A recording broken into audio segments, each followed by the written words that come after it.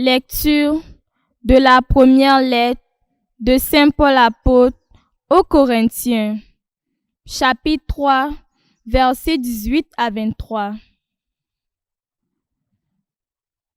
Frères, que personne ne s'y trompe. Si quelqu'un parmi vous pense être un sage à la manière d'ici-bas, qu'il devienne fou pour devenir sage. Car la sagesse de ce monde est folie devant Dieu. Il est écrit en effet, c'est lui qui prend les sages au piège de leur propre habileté.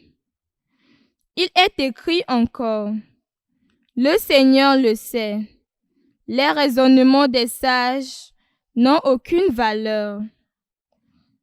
Ainsi, il ne faut pas mettre sa fierté en tel ou tel homme, car tout vous appartient, que ce soit Paul, Apollos, Pierre, le monde, la vie, la mort, le présent, l'avenir, tout est à vous, mais vous êtes au Christ, et le Christ est à Dieu. Parole du Seigneur.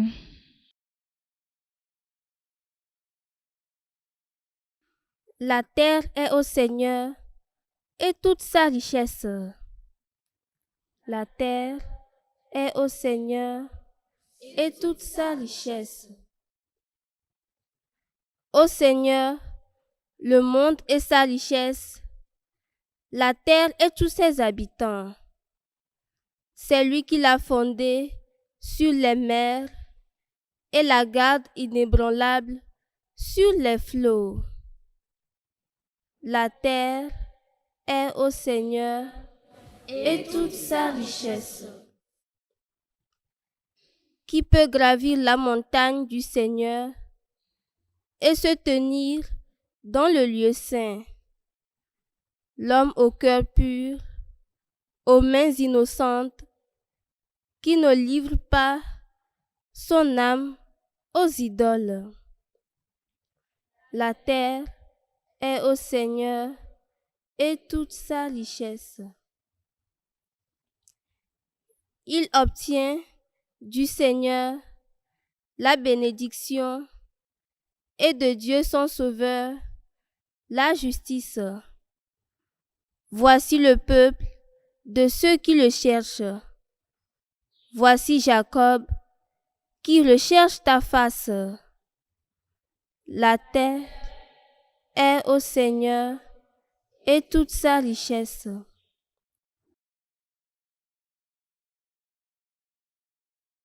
Acclamation de l'Évangile. Venez à ma suite, dit le Seigneur, et je vous ferai pêcheurs d'hommes. Évangile de Jésus-Christ selon saint Luc, chapitre 5, versets 1 à 11. En ce temps-là, la foule se pressait autour de Jésus pour écouter la parole de Dieu, tandis qu'il se tenait au bord du lac de Génézareth. Il vit 2 barques qui se trouvaient au bord du lac. Les pêcheurs en étaient descendus et lavaient leurs filets. Jésus monta dans une des barques qui appartenait à Simon et lui demanda de s'écarter un peu du rivage. Puis il s'assit et, de la barque, il enseignait les foules. Quand il eut fini de parler, il dit à Simon, « Avance au large et jetez vos filets pour la pêche. » Simon lui répondit, « Maître, nous avons peiné toute la nuit sans rien prendre. Mais sur ta parole, je vais jeter les filets. » Et l'ayant fait, ils capturèrent une telle quantité de poissons que leurs filets allaient se déchirer. Ils firent signe à leurs compagnons de l'autre barque de venir les aider. Ceux-ci vinrent et ils remplirent les 2 barques à tel point qu'elles enfonçaient.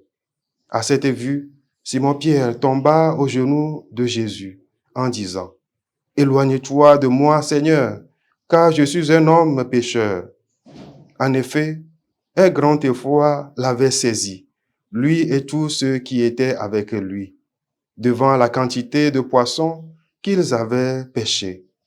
Et de même, Jacques et Jean, fils de Zébédée, les associés de Simon. Jésus dit à Simon, « Sois sans crainte, désormais ce sont des hommes que tu prendras. » Alors, ils ramenaient les barques au rivage et laissant tout, ils le suivirent. Acclamons la parole de Dieu. Frères et sœurs, ce passage de la pêche miraculeuse nous invite à l'écoute de notre Seigneur Jésus et à la confiance en Dieu. À travers cette partie de pêche, Simon-Pierre a fait une rencontre personnelle avec le Christ, et cela grâce à son attitude d'écoute et d'ouverture. Simon-Pierre, malgré ses doutes, après une nuit infructueuse, obéit à Jésus en jetant les filets. Cela nous rappelle l'importance de rester réceptif aux instructions divines, même lorsque la logique humaine semble contredire ses appels. Dans notre vie quotidienne, cela peut se traduire par une disposition à suivre les conseils d'un accompagnateur spirituel ou à agir selon notre foi, même dans les situations difficiles. Cette pêche miraculeuse traduit, chers frères et sœurs, la confiance que nous devons avoir en Dieu, même lorsque les résultats de nos efforts semblent minimes.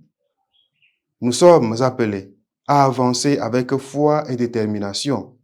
Cela peut se manifester dans nos projets personnels ou ecclésiaux, nos relations ou nos engagements.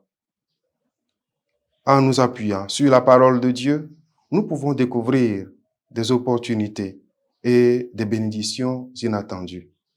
Le Seigneur soit avec vous.